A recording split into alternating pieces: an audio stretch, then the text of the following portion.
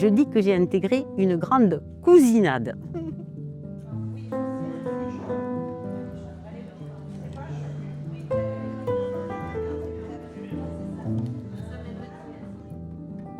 Notre projet de maison partagée qui lutte contre l'isolement des seniors, c'est vraiment une mixité de personnes. On est venu ici pour ne pas attendre la mort, mais pour vivre jusqu'à la mort.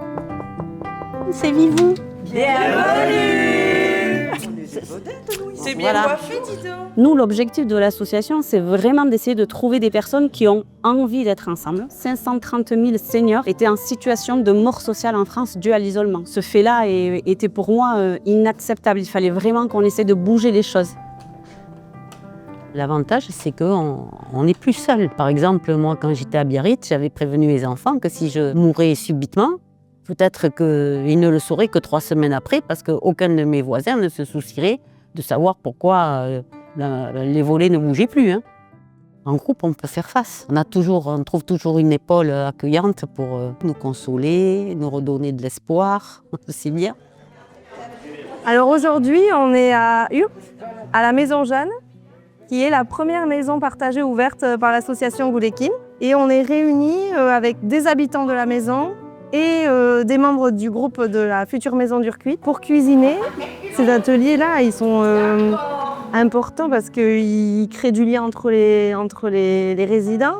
Ici, c'est la convivialité. Et après, ça se fait tout seul. Hein. Comme on peut constater, il y a tout le monde qui est à bloc. Et avec le sourire, c'est hyper important.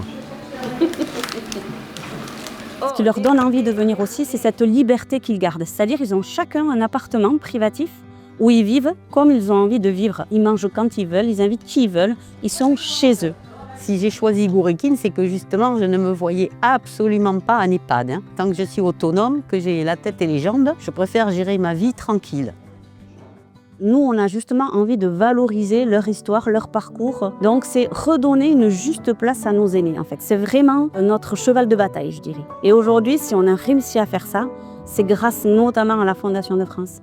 On n'aurait pas pu le faire sans eux. Il fallait qu'on salarie une première personne et il fallait qu'on arrive à déployer nos activités. Et donc, la Fondation de France a été l'un des premiers partenaires à nous soutenir, à nous permettre déjà de voir les choses sur 3 ans. Mais là, d'avoir été sélectionné Pépite Solidaire 2025, mais c'est magnifique. Ça montre tout l'investissement qu'on a mis dans ce projet collectivement. C'est une très belle récompense pour nous.